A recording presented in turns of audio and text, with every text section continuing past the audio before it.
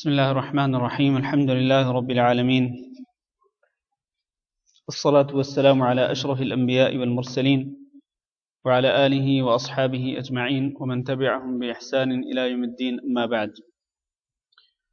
عزیز القدر بھائیوں اور دوستو، آج ہم عمدۃ الاحکام کا ایک نیا باب شروع کرتے ہیں، اور وہ باب ہے باب النظر، یعنی نظر کا بیان۔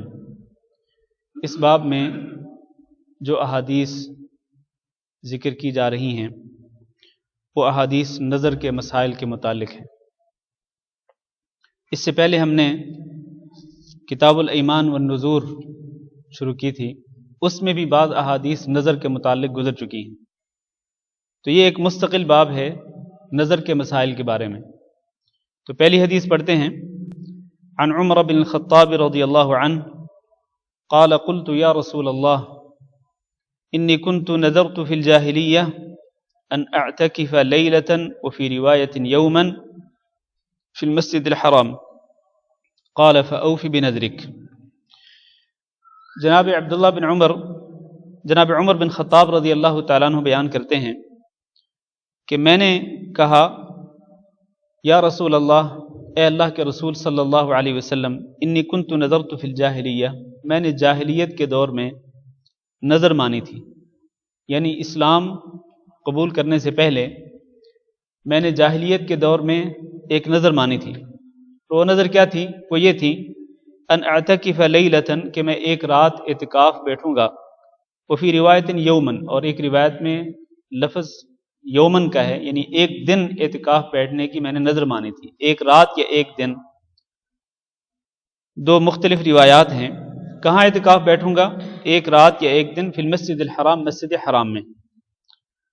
قال، تو نبی صلی اللہ علیہ وسلم نے ارشاد فرمایا فأوفی بنذرک، کہ تم اپنی نظر کو پورا کر لو۔ اس حدیث مبارک میں جناب عمر بن خطاب رضی اللہ تعالیٰ عنہ نے نبی کریم صلی اللہ علیہ وسلم سے مسئلہ دریافت کیا کہ میں نے جاہلیت کے دور میں اسلام قبول کرنے سے پہلے یہ نظر مانی تھی، اور یہ نظر تھی اعتکاف کے متعلق، میں مسجد حرام میں ایک دن یا ایک رات اعتکاف بیٹھوں گا۔ تو اب اسلام قبول کرنے کے بعد کیا یہ نظر پوری کرنا میرے لیے ضروری ہے یا نہیں ہے؟ نظر میں نے مانی تھی اسلام قبول کرنے سے پہلے جاہلیت کے دور میں، اب میں مسلمان ہو چکا، اب وہ نظر میں پوری کروں یا نہ کروں؟ یہ تھا سوال جناب عمر بن خطاب رضی اللہ تعالیٰ عنہ کا۔ نبی صلی اللہ علیہ وسلم نے کیا جواب دیا؟ آپ نے جواب ارشاد فرمایا کہ اوفی بنذرک، کہ اپنی نظر پوری کر لو، کیونکہ یہ جو نظر تھی، یہ نظر اگرچہ جاہلیت کے دور میں مانی گئی تھی، لیکن یہ نظر تھی اللہ کی اطاعت کے متعلق، یعنی ایسی نظر تھی کہ جس میں اللہ رب العزت کی اطاعت ہوتی، اللہ کی فرمانبرداری ہوتی، کیونکہ اعتکاف بیٹھنا جو ہے مسجد حرام میں یہ کوئی برا کام نہیں ہے، یہ ایک اچھا عمل تھا، نیک عمل تھا۔ تو نیک عمل کرنے کی نظر انہوں نے مانی تھی کفر کے دور میں، جاہلیت کے دور میں، لیکن نظر اچھی تھی اور اللہ کی عبادت پر مشتمل تھی، نیک عمل پر مشتمل تھی۔ تو نبی صلی اللہ علیہ وسلم نے فرمایا کہ ٹھیک ہے، کوئی بات نہیں، آپ اپنی نظر پوری کر لو۔ اس سے ثابت یہ ہوتا ہے کہ نظر اگر اللہ کی اطاعت اور عبادت کے متعلق ہو تو اس کو پورا کرنا چاہیے۔ بلکہ ایک حدیث میں یہ الفاظ ہیں کہ من نذر ان یطیع اللہ فلیطعہ ومن نذر ان یعصیہ فلا یعصہ، کہ جو شخص اس بات کی نظر مانے کہ وہ اللہ کی اطاعت کرے گا، یعنی اللہ کی اطاعت و فرمانبرداری میں کوئی نیک عمل کرے گا، اس بات کی اگر نظر مانے فلیطعہ، تو پھر اس کو اللہ کی اطاعت کرنی چاہیے، اس نظر کو پورا کر لینا چاہیے، کیونکہ وہ اللہ کی اطاعت و فرمانبرداری میں ایک نیک عمل ہے، اس نظر کو پورا کرے۔ لیکن ومن نذر ان یعصیہ فلا یعصہ، اگر کوئی بندہ یہ نظر مانے کہ وہ اللہ کی نافرمانی کرے گا، یعنی کسی گناہ کے کام کی نظر مان لے کہ اگر میرا یہ کام ہو جائے تو وہ کسی گناہ کے کام کی نظر مان لے، فرض کریں وہ یہ کہے کہ میں فلاں فلم دیکھوں گا، اگر میرا یہ کام ہو جائے تو میں سینما میں بیٹھ کر فلاں فلم دیکھوں گا، تو ظاہر ہے کہ یہ ایک نافرمانی کا کام ہے، گناہ کا کام ہے۔ اسی طرح کوئی اور گناہ کا کام، تو فلا یعصیہ، پھر اس نظر کو پورا نہ کرے، کیونکہ یہ نظر در حقیقت اللہ کی نافرمانی پر مشتمل ہے، گناہ پر مشتمل ہے، برائی پر مشتمل ہے، تو وہ ایسا کام نہ کرے اور اس نظر کا وہ کفارہ ادا کر دے۔ نظر کو پورا نہ کرے لیکن نظر کو پورا نہ کرنے کی وجہ سے وہ نظر کا کفارہ ادا کرے۔ تو خلاصہ یہ ہے، اس حدیث سے یہ معلوم ہوتا ہے کہ اللہ رب العزت کی عبادت میں کوئی بھی نظر مانی جائے تو اس کو پورا کرنا چاہیے اور اس کو اسی طرح پورا کرنا چاہیے جس طرح کہ اس نے وہ نظر مانی ہو۔ مزید احادیث بھی آ رہی ہیں نظر کے مسائل کے متعلق، تو انشاءاللہ ہم وہ احادیث پڑھتے ہیں۔ اگر کسی کے ذہن میں کوئی سوال پیدا ہو تو پھر سوال کر سکتے ہیں۔ اگلی حدیث عن عبداللہ بن عمر رضی اللہ عنہما عن النبی صلی اللہ علیہ وسلم انہ نہى عن النذر وقال انه لا يأتي بخير وانما يستخرج به من البخيل۔ پہلی حدیث عمر بن خطاب رضی اللہ تعالیٰ عنہ کی تھی، اور یہ جو دوسری حدیث ہے یہ ان کے بیٹے عبداللہ بن عمر رضی اللہ تعالیٰ عنہ کی روایت سے ہے۔ عبداللہ بن عمر رضی اللہ تعالیٰ عنہ بیان کرتے ہیں نبی صلی اللہ علیہ وسلم سے کہ آپ صلی اللہ علیہ وسلم نے منع فرمایا نظر ماننے سے۔ وقال، اور آپ نے فرمایا انہ لا یأتی بخیر، کہ نظر کسی خیر کو نہیں لاتی ہے، یعنی ایسا نہیں ہو سکتا کہ آپ کی نظر کی وجہ سے کوئی خیر آپ کو مل جائے، یہ نہیں ہو سکتا۔ خیر اللہ رب العزت نے اگر آپ کی قسمت میں لکھی ہے تو آپ کو مل جائے گی، آپ نظر مانیں یا نہ مانیں۔ لہذا ایسا عقیدہ مت رکھیں کہ میں نظر مانوں گا تو یہ میرا کام ہو جائے گا، یہ خیر مجھے نصیب ہو جائے گی، نہیں، ایسا نہیں ہے۔ فرض کریں کوئی شخص یہ نظر مانے کہ اگر میں اپنے ایگزام میں کامیاب ہو گیا تو میں 2 نفل نماز ادا کروں گا، تو کیا یہ 2 نفلوں کی جو نظر مانی اس کی وجہ سے وہ کامیاب ہوگا؟ اگر وہ کامیاب ہوا تو کیا 2 نفلوں کی وجہ سے کامیاب ہوگا؟ نہیں، وہ کامیابی اپنی محنت کی وجہ سے، اگر وہ محنت کرے گا تو کامیاب ہو جائے گا۔ اللہ تعالیٰ نے اگر اس کے نصیب میں کامیابی لکھی ہے تو وہ مل کے رہے گی، اور اللہ تعالیٰ اس کو پھر محنت کرنے کی توفیق بھی دے گا اور وہ کامیاب ہو جائے گا۔ تو یہ جو 2 نفل نظر مانی ہے اس نے، اس کا کوئی فائدہ نہیں ہوا، اس لیے نبی صلی اللہ علیہ وسلم نے اس سے منع فرمایا کہ نظر مت مانو، نظر کی وجہ سے آپ کو کوئی اچھا نتیجہ ملنے والا نہیں ہے، نظر کی وجہ سے آپ کو کوئی بھلائی ملنے والی نہیں ہے، بلکہ آپ نے فرمایا وَإِنَّمَا يُسْتَخْرَجُ بِهِ مِنَ الْبَخِيلِ، در حقیقت یہ نظر جو ہے یہ ایک بخیل سے کسی چیز کو نکالنے کا ذریعہ ہوتی ہے۔ ایک بندہ بخیل ہو، کنجوس ہو، کچھ بھی خرچ نہ کرتا ہوں، اور وہ یہ نظر مانے کہ اگر میرا یہ کام ہو گیا تو میں 10 دینار صدقہ کروں گا، تو در حقیقت اس بخیل اور کنجوس سے یہ 10 دینار نکلوانے کا ذریعہ بن گئی یہ نظر۔ یہ نظر ذریعہ بن گئی اس بخیل اور کنجوس سے 10 دینار نکلوانے کے لیے۔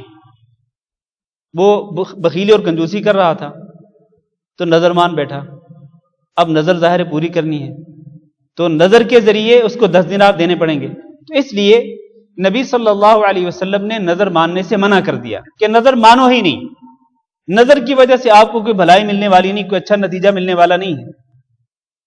تو یہ تو ایک بخیل سے کچھ پیسے نکلوانے، کچھ خرچ کروانے کے ایک ذریعہ بن جاتی ہے، لہذا اس کو مت مانو، نظر مت مانو، نظر کوئی کسی خیر کو نہیں لاتی ہے۔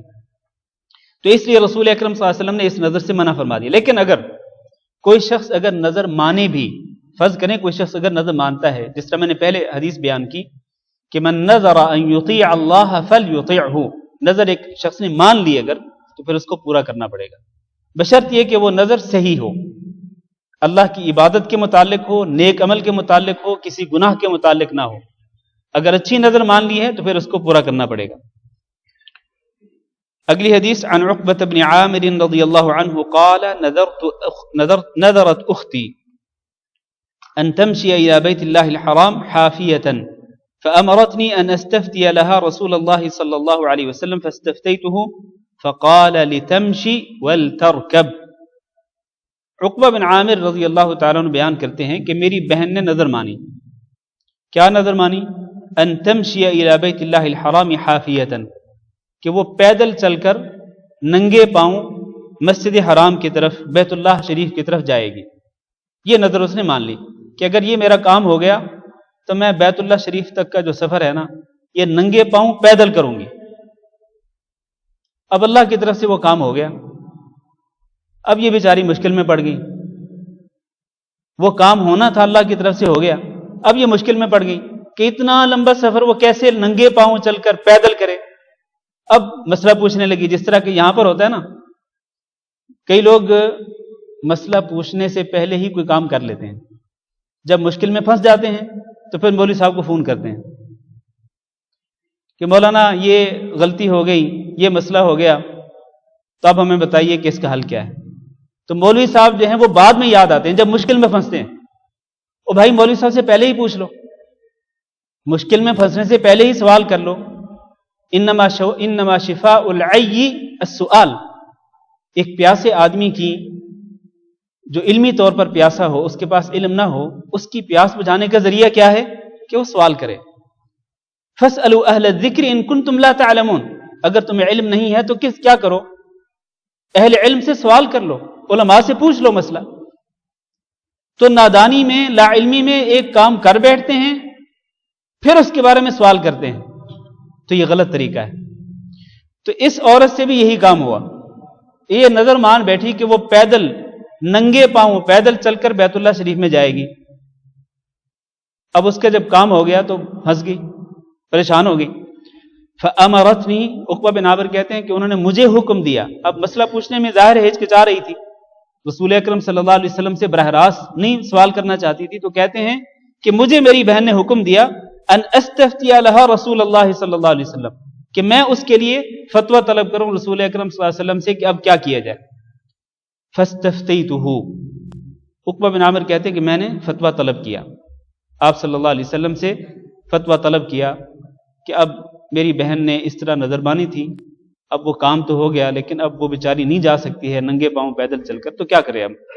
تو آپ صلی اللہ علیہ وسلم نے فرمایا کہ لتمشی ولترکب، کہ کچھ چلے اور سوار ہو جائے، یعنی کچھ وہ پیدل چل کے، کچھ سفر، تھوڑا سا سفر پیدل چل کے کر لے، اس کی نظر پوری ہو جائے گی، اور پھر وہ سوار ہو جائے۔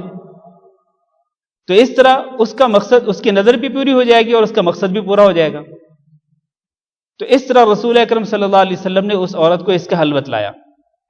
خلاصہ یہ ہے کہ اگر کوئی شخص اس طرح نظر مان لے اور اس میں اس طرح تھوڑی سی لچک موجود ہو تو اس لچک سے فائدہ اٹھا لینا چاہیے، جس طرح کہ رسول اکرم صلی اللہ علیہ وسلم نے اس عورت کو فتویٰ دیا کہ کچھ سفر چل کے کر لے، اس کی نظر پوری ہو جائے گی، پھر وہ سواری پہ سوار ہو کر کے باقی سفر طے کر لے۔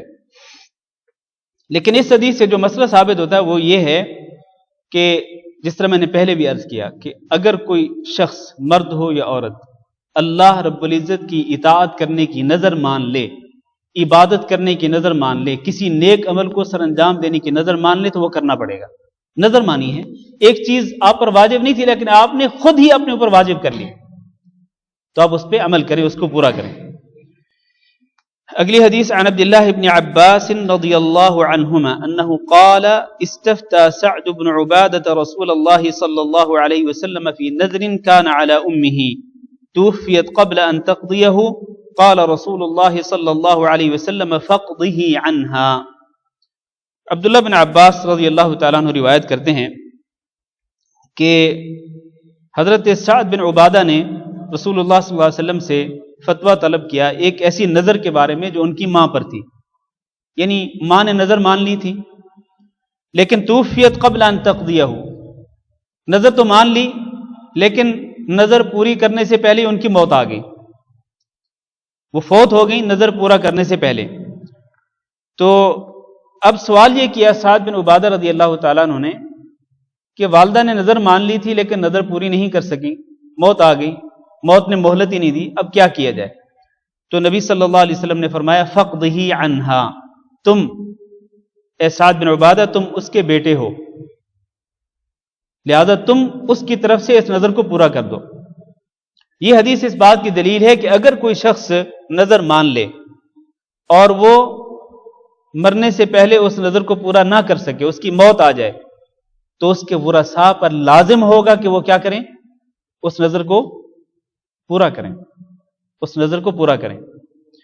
اسی قسم کی ایک حدیث اور ہے، من مات وعلیہ صیام صام عنہ ولیہ، کہ جو شخص اس طرح اس حالت میں مر جائے کہ اس پر روزے رکھنا فرض ہوں، یعنی اس نے نظر مان کر روزے اپنے اوپر فرض کر لیے ہوں، جس طرح کئی لوگ نظر مان لیتے ہیں کہ اگر میرا یہ کام ہو گیا تو میں اتنے دنوں کے روزے رکھوں گا یا اتنے مہینوں کے روزے رکھوں گا،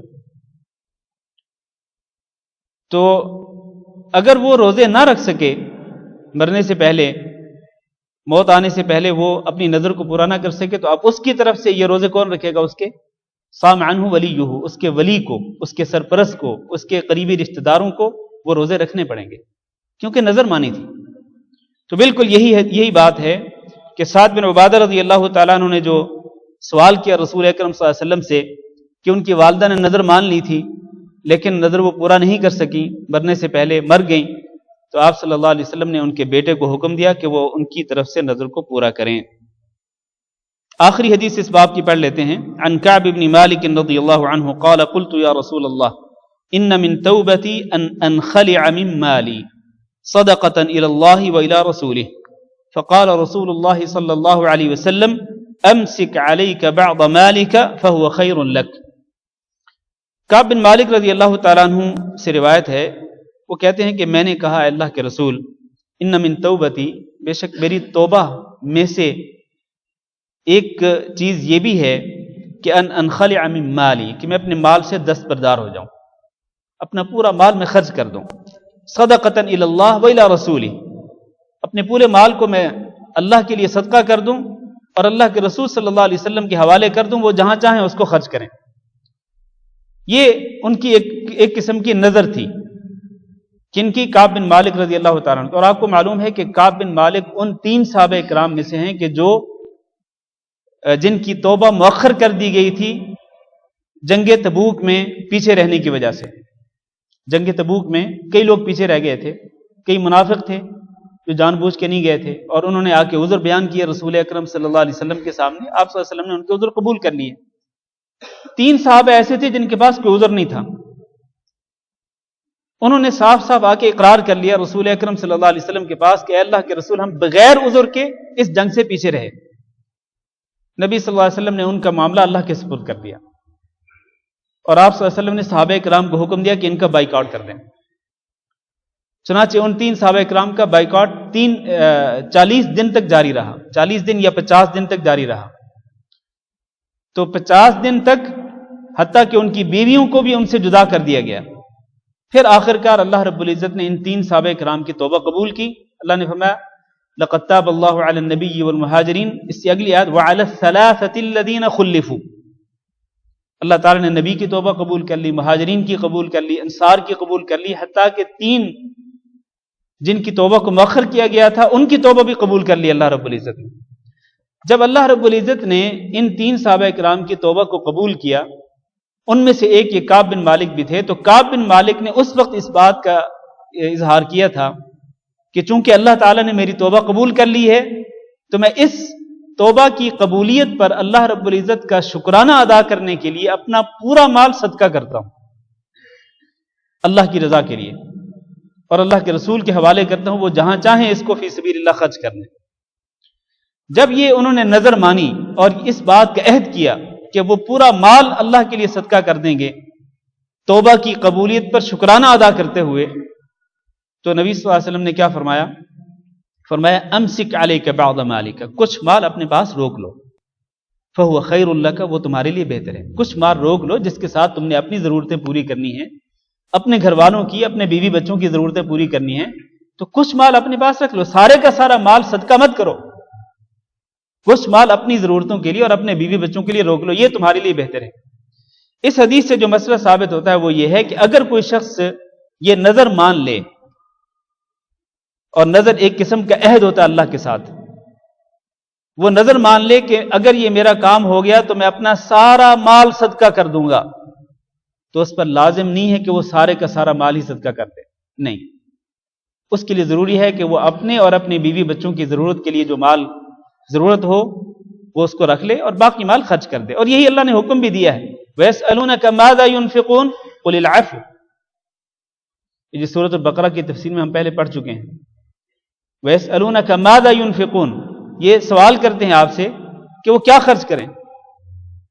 قل العفو، تو آپ کہہ دیجئے کہ وہ کیا خرچ کریں. کیا مطلب ہے العفو کا؟ آپ پڑھ چکے ہیں تفسیر. جی پسندیدہ مال نہیں، ہاں جو مال بچا ہوا ہو، اپنی ضرورت سے بچا ہوا ہو، اس کو خرچ کریں. تو بالکل یہی بات نبی کریم صلی اللہ علیہ وسلم نے یہاں ارشاد فرمائی کعب بن مالک کو کہ جو تمہاری ضرورت کے لیے مال ضروری ہے، تمہاری اور تمہاری بیوی بچوں کی ضرورت کے لیے، وہ روک لو، اس کو خرچ نہ کرو، باقی مال خرچ کر دو. تو اس طرح نظر بھی اسی طرح سے پوری کرنی چاہیے. یوں یہ باب النظر جو ہے ختم ہوتا ہے. نظر کے مسائل کے متعلق جو احادیث ہم نے پڑھ لیں. اب اگر کسی کے ذہن میں کوئی سوال ہو نظر ہی کے متعلق تو وہ سوال کر لیں، پھر ہم آگے بڑھتے ہیں. ابھی کچھ وقت باقی ہے اذان ہونے میں. ہاں جی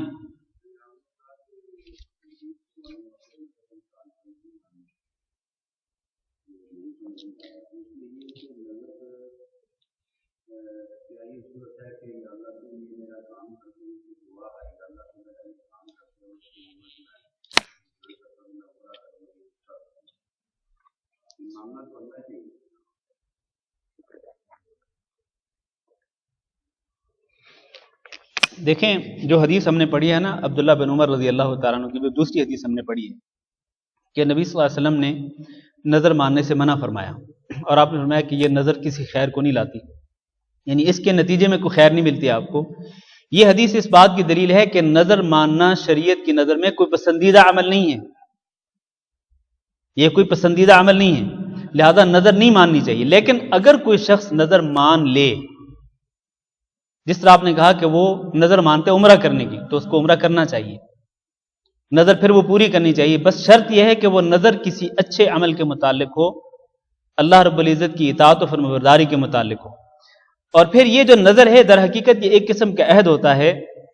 انسان یہ کہتا ہے کہ اگر یہ کام ہو گیا تو میں یہ کام کروں گا، میں روزے رکھوں گا، میں نفل پڑھوں گا، میں عمرہ کروں گا، میں صدقہ کروں گا، کسی بھی قسم کی وہ نظر مانتا ہے.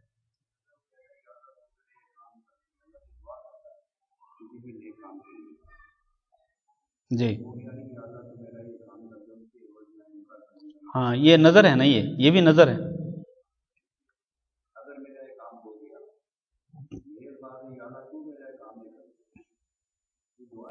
نہیں، الفاظ مختلف ہیں لیکن مفہوم ایک ہی ہے.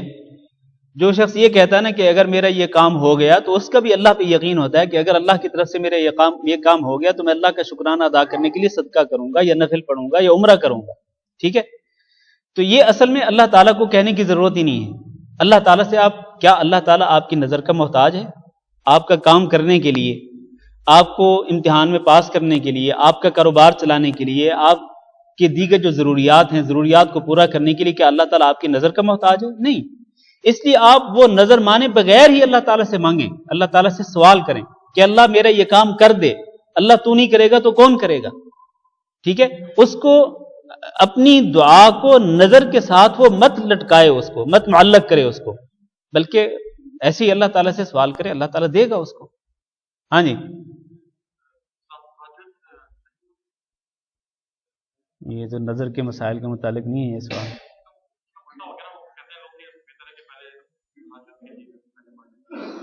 ہاں صلاۃ الحاجت واقعتاً یہ صحیح ہے، یہ واقعی یہ نماز موجود ہے، یہ صلاۃ الحاجت کے نام سے یہ نماز موجود ہے، اس میں کوئی شک نہیں ہے. اس میں بھی یہی ہوتا ہے کہ آپ 2 رکعت نماز ادا کرتے ہیں، پھر اللہ تعالیٰ سے سوال کرتے ہیں. یعنی اس نماز کو گویا کہ آپ ایک وسیلے کے طور پر اللہ تعالیٰ کو پیش کرتے ہیں، اپنے عمل کو وسیلے کے طور پر پیش کرنا درست ہے. یہی تو اللہ نے حکم دیا، یا ایھا الذین آمنوا اتقوا اللہ وابتغوا الیہ الوسیلہ. اے ایمان والو اللہ تعالیٰ سے ڈرتے رہو اور اللہ کی طرف وسیلہ تلاش کرو. وہ وسیلہ کیا ہے؟ وہ یہی ہے اپنا عمل، اپنا نیک عمل اللہ تعالیٰ کے سامنے پیش کرو، جس میں آپ مخلص ہوں، اس میں کوئی ریاکاری نہ ہو.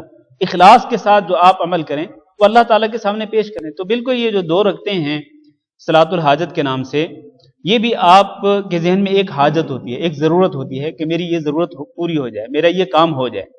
چنانچہ آپ کیا کرتے ہیں؟ اللہ تعالیٰ سے مانگنے کے لیے، اللہ تعالیٰ سے مدد طلب کرنے کے لیے آپ 2 رکعت نماز ادا کرتے ہیں. اور اللہ نے حکم بھی دیا، یا ایھا الذین آمنوا استعینوا بالصبر वस्सलाह, कि तुम मदद तलब करो सब्र के साथ और नमाज के साथ। गोया कि आप नमाज के साथ अल्लाह ताला से मदद तलब कर रहे हैं अपनी उस हाजत के लिए, उस ज़रूरत के लिए, उस काम के लिए। तो आपने नमाज पढ़ी, उसके बाद अल्लाह ताला से आपने सवाल किया कि अल्लाह मेरा ये काम कर दे, तो ठीक है, इसमें कोई हर्ज नहीं। लेकिन ये नज़र के बाब में ये चीज़ दाखिल नहीं होती है, ये किस्म की नज़र नहीं होती है। ये तो आपने अल्लाह ताला से मांगा, अल्लाह से सवाल किया 2 रकअत नमाज पढ़ने के बाद, तो इसका नज़र के मसाइल से कोई ताल्लुक नहीं। हाँ जी,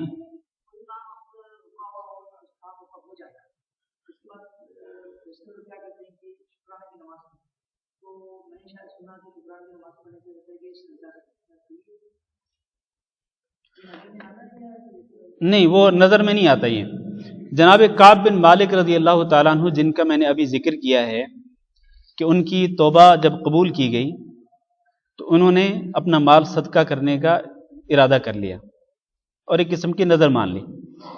और इससे पहले उन्होंने क्या, सबसे पहला काम उन्होंने क्या किया था, जैसे ही उनको इत्तला मिली, उनको खबर मिली कि अल्लाह ताला ने मेरी तौबा कबूल कर ली है, तो सबसे पहले उन्होंने क्या किया, सज्दा शुक्र अदा किया था। और यह हदीस सही बुखारी में मौजूद है। सबसे पहले उन्होंने सज्दा शुक्र अदा किया था।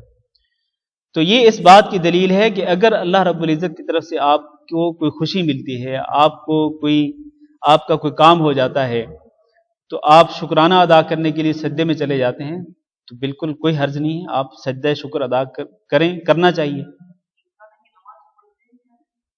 नहीं, ये सिर्फ सज्दा है। ये जो मैंने काब बिन मालिक रज़ी अल्लाह तआला अन्हु के बारे में बताया, ये सिर्फ सज्दा शुक्र है, ये नमाज नहीं है। ये तो सज्दा शुक्र अदा करना चाहिए। और अगर आप सिर्फ सज्दा नहीं करते बल्कि आप पूरी नमाज पढ़ते हैं, 2 रकअत नमाज अदा करते हैं शुक्राने के तौर पर, तो ये भी ठीक है। हाँ जी, इसमें भी कोई हर्ज नहीं। हाँ जी, नजर का कफारा वही है जो कसम का कफारा है। और कसम का कफारा हमने पिछले जुमा को पढ़ लिया था। वो सूरतुल माइदा की एक आयत की रोशनी में हमने जिक्र किया था कि उसका कफारा क्या है। उसका कसम का कफारा क्या है? 10 मिस्कीनों को खाना खिलाना, या उनको कपड़े पहनाना, या फिर गुलाम आजाद करना, या फिर 3 दिन के रोजे रखना। हाँ जी जी,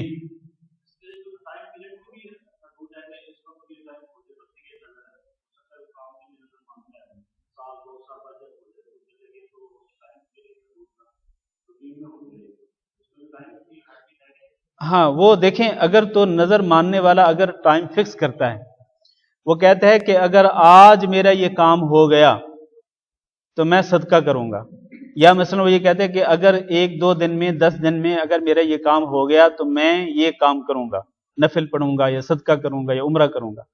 तो अगर तो उसकी तरफ से जो उसने टाइम मुतय्यन किया था, दिन जो मुतय्यन किए, अगर उसी मुतय्यन दिनों में अगर उसका काम हो गया तो फिर उसको वो नजर पूरी करनी पड़ेगी। लेकिन अगर उसके बाद वो काम होता है, जिस तरह आपने कहा कि वो रूटीन में आके वो काम होता है, उसकी तरफ से मुतय्यन किए हुए दिनों के बाद वो पूरा होता है वो काम, महीने के बाद या 6 महीने के बाद, तो फिर जरूरी नहीं है फिर वो नजर पूरी करना। क्योंकि नजर दर हकीकत वो थी कि मैं अगर इस वक्त तक या इस दिन तक अगर काम हो गया तो मैं ये काम करूंगा, ये नजर पूरी करूंगा। लेकिन उस तरह नहीं हुआ, वो बाद में हुआ काम, तो फिर उस नजर को पूरा करना जरूरी नहीं, वो नजर खत्म होगी वैसे भी। हाँ जी,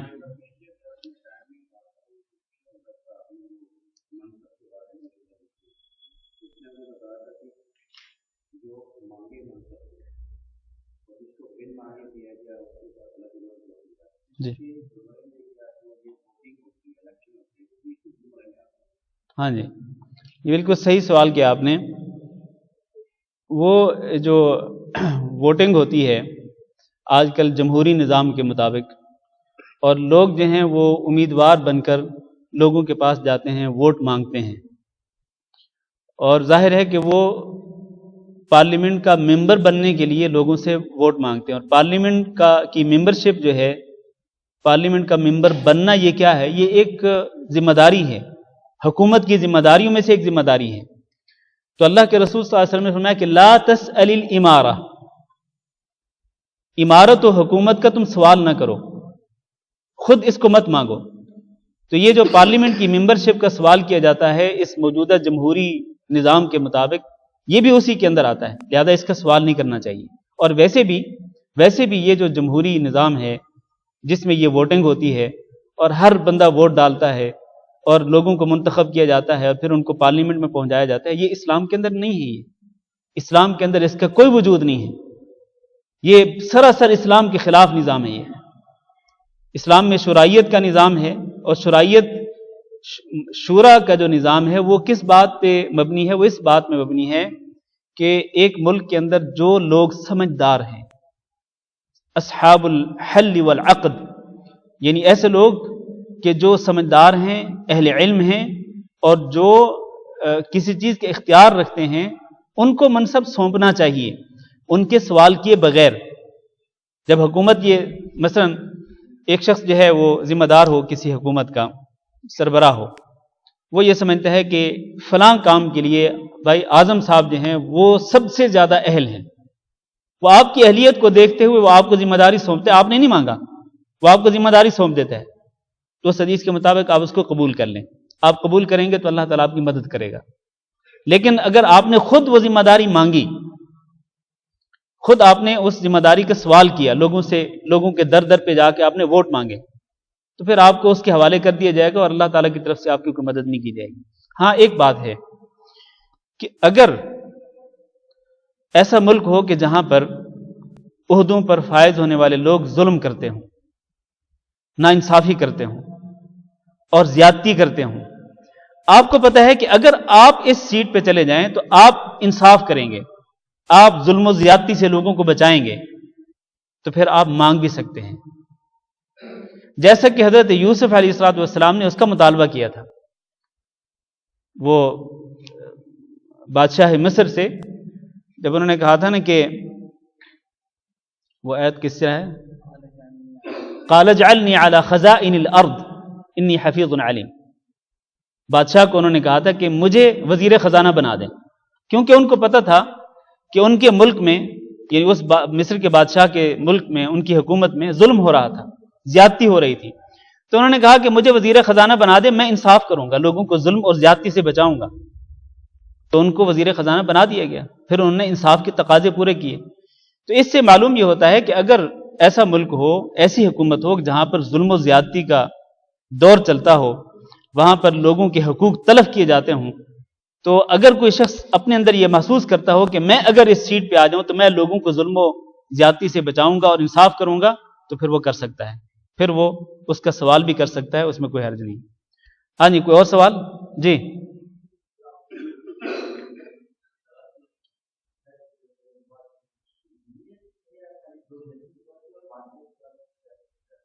نہیں، وہ نہیں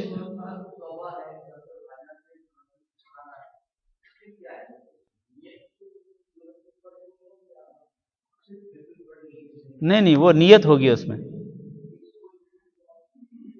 تینوں میں جو آپ نے تینوں ذکر کیا نا، تینوں میں اگر آپ توبہ کرنا چاہتے ہیں تو آپ کی نیت ہوگی کہ یہ جو 2 نفل پڑھنے لگا ہوں یہ توبہ کے لیے پڑھ رہا ہوں، یا آپ شکرانہ ادا کرنا چاہتے ہیں تو آپ نیت کریں گے کہ اے اللہ میں یہ 2 نفل تیرا شکرانہ ادا کرنے کے لیے پڑھ رہا ہوں، یا اگر آپ کا کوئی کام ہے، کوئی ضرورت ہے، آپ اللہ تعالیٰ سے مانگنا چاہتے ہیں تو آپ یہ نیت کریں گے کہ اے اللہ میں یہ 2 رکعتیں اپنی حاجت کو پورا کرنے کے لیے اے اللہ تیری رضا کے لیے پڑھ رہا ہوں، تو نیت جو ہے وہ ضروری ہے۔ انما الاعمال بالنیات، اعمال کا دار و مدار نیتوں پر ہے۔ ہاں جی، اگلا باب پڑھ لیں۔ دل میں، نیت جو ہے وہ دل میں ہی ہے، نیت کا تعلق دل کے ساتھ ہے۔ جی ہو جائے گا تو میں عمرہ کروں، اب وہ کام ہو گیا لیکن میں اس کی طاقت نہیں۔ یہ ہم نے مسئلہ پچھلے جمعہ کو بیان کیا تھا، ہم نے پچھلے جمعہ ہم نے یہ حدیث پڑھی تھی، وَلَيْسَ عَلَى رَجُلٍ نَذْرٌ فِي مَا لَا يَمْلِكُ، کہ آدمی پر اس نظر کو پورا کرنا ضروری نہیں ہے جس کی وہ طاقت نہیں رکھتا، جس کی وہ استطاعت نہیں رکھتا، وہ اس کو معاف ہو جائے گی۔ اگر وہ استطاعت نہیں رکھتا تو وہ نظر معاف ہو جائے گی۔ ہاں جی، اگلا باب شروع کریں، باب القضاء۔ کتنے منٹ باقی ہیں؟ ہاں جی، باب القضاء، یہ باب ہے قضاء کے متعلق۔ قضاء سے متعلق کیا، قضاء کا معنی کیا ہے؟ قضاء کا معنی کیا ہے؟ جی نہیں یہ قضا وہ نہیں ہے، نماز قضا کرنا یہ وہ نہیں ہے قضا۔ ہاں جی جی فیصلہ کرنا، کہ اگر کوئی شخص قاضی ہو جس کے پاس فیصلہ کرنے کے اختیار ہے تو وہ فیصلہ کس طرح کرے، اس کو فیصلہ کس طرح کرنا چاہیے، اس کے متعلق احادیث اس باب میں ذکر کی جا رہی ہیں۔ پہلی حدیث عن عائشة رضی اللہ عنہا قالت قال رسول اللہ صلی اللہ علیہ وسلم من احدث فی امرنا هذا ما ليس منه فهو رد وفي لفظ من عمل عملا ليس منه فهو رد۔ حضرت عائشہ رضی اللہ تعالیٰ عنہ بیان کرتی ہیں کہ رسول اکرم صلی اللہ علیہ وسلم نے ارشاد فرمایا کہ جس شخص نے ہمارے اس دین کے معاملے میں کوئی نیا کام ایجاد کیا، ما لیس منہ جو اس سے ہے نہیں، دین سے وہ ثابت نہیں ہے، لیکن کسی نے ہمارے دین میں اس کام کو ایجاد کر دیا، فہو رد تو وہ مردود ہے۔ وفی لفظ اور ایک روایت کے الفاظ میں ہے کہ من عمل عملا جس شخص نے کوئی ایسا عمل کیا لیس منہ جو دین سے ثابت نہیں ہے، فہو رد تو وہ مردود ہے۔ اس حدیث سے کئی مسائل ثابت ہوتے ہیں، اور یہ حدیث بہت بڑی بنیاد ہے کئی مسائل کے لیے۔ ایک مسئلہ یہ ثابت ہوتا ہے کہ دین کے اندر کسی نئی چیز کو ایجاد نہیں کیا جا سکتا۔ دین کس چیز کا نام ہے؟ دین قرآن اور حدیث کا نام ہے۔ دین وہ ہے جو قرآن مجید کے اندر ہے اور جو نبی کریم صلی اللہ علیہ وسلم کی احادیث مبارکہ میں ہے، وہ دین ہے۔ لہذا اسی دین پر عمل کرنا چاہیے، کس پر؟ جو کہ قرآن اور حدیث سے ثابت ہو۔ قرآن اور حدیث سے ہٹ کر کسی کام کو دین کے اندر ایجاد کرنا یہ بہت برا کام ہے۔ اس لیے رسول اکرم صلی اللہ علیہ وسلم نے فرمایا، اپنے ہر خطبہ حاجت میں آپ فرمایا کرتے تھے کہ شر الامور محدثاتها وکل محدثۃ بدعہ، کہ بدترین کام وہ ہیں جو دین کے اندر نئے ایجاد کیے جائیں، اور ہر ایجاد کیا ہوا کام بدعت ہے، اور ہر بدعت گمراہی ہے، اور ہر گمراہی جہنم میں لے جانے والی ہے۔ لہذا دین کے اندر کوئی نیا کام ایجاد نہیں کیا جا سکتا، کار خیر کے نام پر، اچھے کام کے نام پر، عبادت کے نام پر کوئی بھی نیا کام دین کے اندر شامل نہیں کیا جا سکتا اپنی طرف سے۔ نیا کوئی بھی کام جو ہے وہ قابل عمل نہیں جب تک کہ اس کا ثبوت قرآن اور حدیث سے نہ ہو۔ قرآن سے ثبوت ہے سر آنکھوں پر، حدیث سے ثبوت ہے سر آنکھوں پر۔ قرآن اور حدیث سے ثبوت نہیں ہے، اس کو رد کر دیا جائے گا، اس کو دین کے اندر شامل نہیں کیا جا سکتا۔ کئی لوگ، بعض جہال، اور وہ ایسے جہال کہ جن کو آج لوگوں نے مفتیوں کا نام دے رکھا ہے، وہ آج کیا دلیل دیتے ہیں؟ چونکہ وہ دین کے اندر نئے کام ایجاد کرتے ہیں، نئی نئی بدعات شامل کرتے ہیں دین کے اندر، تو وہ اس کی دلیل کیا دیتے ہیں؟ کہتے ہیں جی دیکھیں مسجد نبی کے اندر پنکھے نہیں تھے،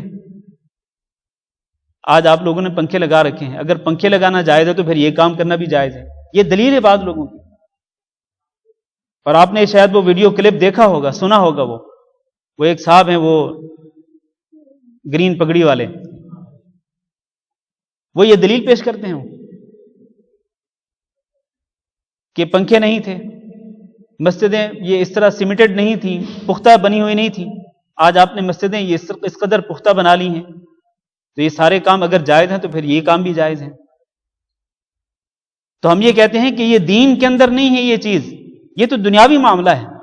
دنیا کے اندر جدت پیدا ہوتی رہتی ہے، ہر دور کے تقاضوں کے مطابق نئی نئی چیزیں آ جاتی ہیں، تو دنیا کے اندر دنیاوی لحاظ سے جو نئی چیزیں آتی ہیں وہ مردود نہیں ہیں۔ دین کے اندر جو نئی چیز ایجاد کی جائے گی وہ مردود ہے، یعنی جو چیز بطور عبادت، جس کو دین کے اندر بطور عبادت شامل کیا جائے گا وہ مردود ہے، وہ قابل قبول نہیں ہے۔ اس سے آپ اسی حدیث کو سامنے رکھتے ہوئے آپ اندازہ کر سکتے ہیں کہ جتنی بھی بدعات آج ایجاد کر لی گئی ہیں دین کے اندر، جتنی بھی ہیں، وہ شادی غمی سے متعلق ہوں، وہ کسی بھی عبادت کے متعلق ہوں، جتنے بھی نئے نئے کام ایجاد کر لیے گئے ہیں وہ سارے کے سارے بدعات ہیں، وہ چاہے ظاہری طور پر کتنے اچھے کیوں نہ ہوں۔ اب مثلا ایک مثال دیتا ہوں، قرآن خوانی کرنا ہے، میت کے لیے قرآن خوانی کرنا، بظاہر یہ عمل نیک ہے، قرآن پڑھنا کوئی برا عمل نہیں ہے، قرآن پڑھنا اچھا عمل ہے، لیکن کس لیے پڑھا جاتا ہے؟ یہ اس لیے پڑھا جاتا ہے کہ اس کے ذریعے میت کی روح کو ثواب پہنچانا ہے، یہ بدعت ہے۔ بھی کیوں بدعت ہے؟ کیا قرآن پڑھنا بدعت ہے؟ نہیں، قرآن پڑھنا بدعت نہیں ہے، لیکن میت کے ایصال ثواب کے لیے قرآن خوانی کرنا یہ بدعت ہے۔ کیوں بدعت ہے؟ اس لیے کہ اس کا ثبوت نہ قرآن سے ہے نہ حدیث سے ہے۔ نہ نبی کریم صلی اللہ علیہ وسلم نے کسی میت کے لیے قرآن خوانی کی، نہ آپ نے اس کی ترغیب دی، اور نہ صحابہ کرام نے یہ عمل کیا۔ تو میت کے ایصال ثواب کے لیے قرآن خوانی کرنا بدعت ہے، یہ دین کے اندر نیا ایجاد کیا ہوا کام ہے۔ اذان سے پہلے الصلاۃ والسلام علیک یا رسول اللہ پڑھنا، یہ کیا ہے؟ یہ دین کے اندر نیا کام ایجاد کیا گیا ہے۔ کیا الصلاۃ والسلام علیک یا رسول، یعنی رسول اکرم صلی اللہ علیہ وسلم پر صلاۃ والسلام بھیجنا، کیا یہ بدعت ہے؟ نہیں، یہ بدعت نہیں ہے۔ صلاۃ والسلام بھیجنے کا تو اللہ نے حکم دیا ہے۔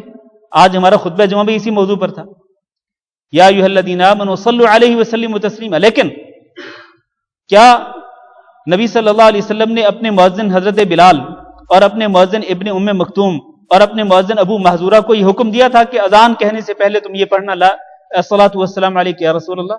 نہیں حکم دیا، آپ نے اس کی کوئی ترغیب نہیں دی، اور نہ ہی مؤذنین رسول جو ہیں وہ یہ الفاظ پڑھا کرتے تھے صلاۃ والسلام کی اذان سے پہلے۔ تو یہ دین کے اندر نیا ایجاد کیا ہوا کام ہے، یہ بدعت ہے۔ یہ اسی طرح سے آپ دیکھ لیں، کوئی بھی ایسا کام جو بطور عبادت دین کے اندر شامل کر لیا گیا وہ بدعت ہے، اور ہر بدعت گمراہی ہے۔ یہ جو بعض لوگ مسجدوں کے اندر کھجور کے دانے رکھ لیتے ہیں یا گندم کے دانے رکھ لیتے ہیں، پھر ان پر وہ 1.25 مرتبہ درود شریف پڑھتے ہیں، یعنی ان دانوں کے ساتھ یا ان گٹھلیوں کے ساتھ وہ درود شریف کو شمار کرتے ہیں یا بعض اذکار کو شمار کرتے ہیں۔ تو کیا درود شریف پڑھنا اور اذکار پڑھنا بدعت ہے؟ نہیں، یہ بدعت نہیں ہے، لیکن ان کا شمار کرنا گٹھلیوں کے ساتھ یا دانوں کے ساتھ یہ بدعت ہے، لہذا اس طرح نہیں کرنا چاہیے۔ المہم یہ ہے کہ میں کتنی مثالیں دوں آپ کو، آج معاشرے کے اندر کتنی بدعات کو ایجاد کر لیا گیا، اور دکھ اور افسوس کی بات یہ ہے کہ ان بدعات کو آج سنت سمجھ لیا گیا ہے، اور جو اصل سنت ہے اس کو غلط تصور کیا جاتا ہے۔ یعنی پیمانہ جو ہے تبدیل ہو گیا لوگوں کے ہاں، اصل سنت کو برا سمجھ لیا گیا، اور جو کام نئے دین کے اندر شامل کر لیا گیا ان کو سنت سمجھ لیا گیا۔ اگر کوئی شخص بات کرتا ہے تو کہتے ہیں دیکھیں جی یہ تو اچھے کام کے خلاف بات کرتے ہیں۔ بھی اچھے کام کے خلاف، اچھا کام پہلے تو وہ ہوتا ہے جو قرآن اور حدیث سے ثابت ہو۔ آپ نے دین کے اندر ایک نیا کام ایجاد کیا، وہ بدعت ہے، وہ گمراہی ہے۔ میں بات ختم کرتا ہوں کیونکہ اذان کا ٹائم ہونے والا ہے۔ یہ جو حدیث ہے، اس حدیث کا باب القضاء سے کیا تعلق ہے؟ یہ حدیث جو ہے یہ باب القضاء میں ذکر کی، یعنی فیصلے کے باب میں۔ اس باب سے کیا تعلق ہے؟ اس سے تعلق یہ ہے کہ جب ایک قاضی کے پاس کوئی مسئلہ آئے تو قاضی پر یہ فرض ہے کہ وہ فیصلہ کس کی روشنی میں کریں؟ قرآن اور حدیث کی روشنی میں کریں۔ یہ قاضی پر فرض ہے، اور آج ہم جو درس تفسیر پڑھیں گے اس میں پہلی آیت جو ہے وہ بھی اسی بارے میں ہے کہ فیصلہ جو ہے وہ قرآن اور حدیث کی روشنی میں کرنا ضروری ہے۔ اور اگر کوئی شخص، کوئی جج، کوئی قاضی، کوئی شخص یا کوئی ادارہ یا کوئی عدالت یا کوئی حکومت، اگر اس کا فیصلہ قرآن اور حدیث کے خلاف ہے تو وہ بدعت تصور کیا جائے گا اور وہ مردود ہوگا، وہ ناقابل قبول ہوگا۔ یہ تعلق ہے اس حدیث کا اس باب کے ساتھ۔ ہم اسی پر ختم کرتے ہیں۔ استغفر اللہ لی ولکم انہ هو الغفور الرحیم۔